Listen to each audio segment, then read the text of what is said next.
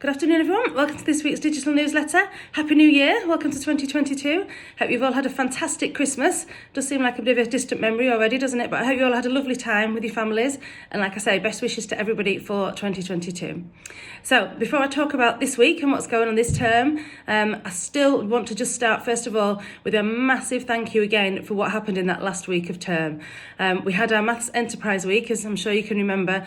And on that final Friday, oh my goodness, you were amazing. The children had been quite concerned, I think, over the week about how much money they'd be able to make for their charities with all the different COVID rules and been having to restrict how many people could come into their stalls. But I've never seen anything like it on that Friday, the support. You were absolutely fantastic.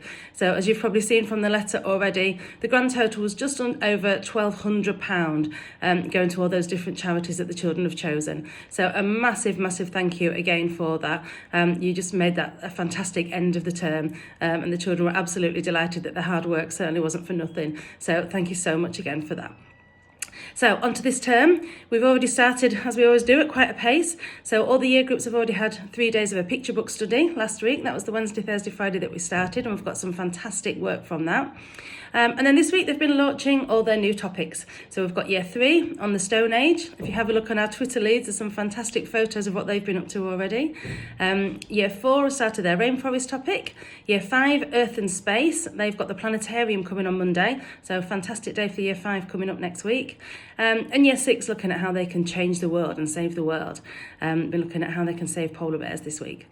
So fantastic start to the new term and some really exciting curriculum things coming up. Unfortunately, I do have to mention the COVID word. I just want to make sure that everybody is up to date with the latest guidance. It does feel a little bit like it changes daily at the moment, doesn't it? So just to remind you that if your children do a lateral flow and are positive and they have no symptoms, they do not need to go and get a PCR. They can just start to isolate immediately.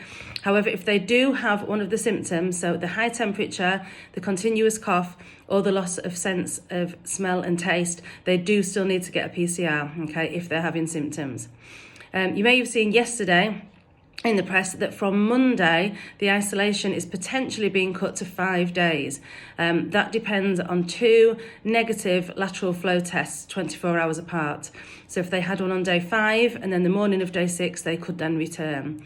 If they are still positive, that can just continue until they get 2 negative lateral flows. So if they got the days 6 and 7 or 7 and 8 and so on, they can come back after the second negative lateral flow. I know it is really confusing and, like I say, changing quite a lot at the moment. So just give us a ring if you're not sure about what's going on in your household. Just give us a call and we'll be able to give you the latest advice. Okay, so thank you very much for the way that you've helped us start the new term. Hope you have a fantastic weekend. Please keep looking at our Twitter leads. We've got so much information on there and pictures of what the children have been doing.